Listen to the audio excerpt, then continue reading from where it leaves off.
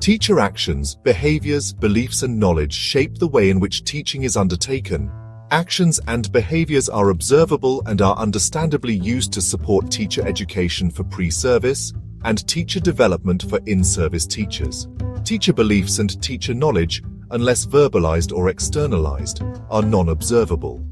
While the observables of teaching underpin much of classroom practice, the non-observables remain minimally understood, under-researched, and underused. This video highlights the non-observables in teaching by using cognitive processes. Cognitive processes in teaching constitute knowledge processing, which leads to relevant teacher actions and teacher behaviors. These cognitive processes are non-observable and tacit in nature. Based on doctoral research, cognitive processes, decision-making, problem-solving, pedagogical reasoning, professional judgment, memory, teacher perception, and intuition were identified and presented together to externalize these non-observable constituents of teaching. Teacher actions, teacher behaviors, beliefs, and knowledge thereby combine to affect classroom practice. This video draws attention to cognitive processes through which the tacit composition of teaching could be accessed, explored, and understood. A combination of the observables and non-observables in teaching should support both pre-service and in-service teacher development. To embed exploration of non-observables in teaching using cognitive processes, the following questions, which explicitly specify each of the cognitive processes, are recommended. Decision-making. Which procedures do teachers or do you follow when they or you are making pedagogical decisions? Problem-solving. Which problems of practice are teachers seeking to solve as they engage in decision-making? Pedagogical reasoning.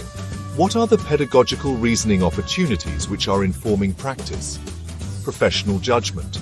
How accurate are professional judgments and how are teachers using reflection to refine these? Memory.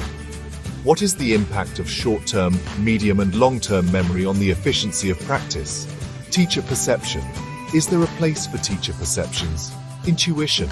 How are teachers drawing on their intuition and what is the impact? Teachers make several instructional decisions, the minute-by-minute choices on how to progress with their lesson. Decision-making is the foundational cognitive process in teaching. According to Lloyd, decision-making is the link between teacher thinking and teacher action with impact on learning outcomes, such as levels of accommodation or assimilation of new knowledge. Taub and Azevedo establish links between decision-making and student outcomes, but highlight that not all teachers are effective with instructional decision-making.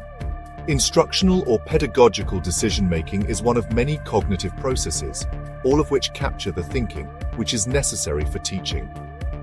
Before arriving at an instructional decision, a teacher identifies and engages with problems of practice, to which they apply pedagogical reasoning and professional judgment, and/or any of the cognitive processes.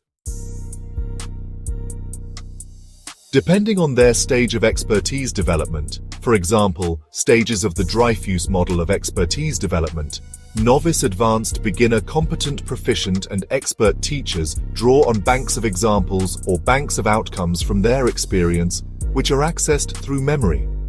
The speed of information retrieval from memory and its application tends to be impacted by the stage of expertise development. Teacher perceptions contribute to teacher decision-making, and intuitive decision-making is the outcome of extensive and ongoing deliberate practice.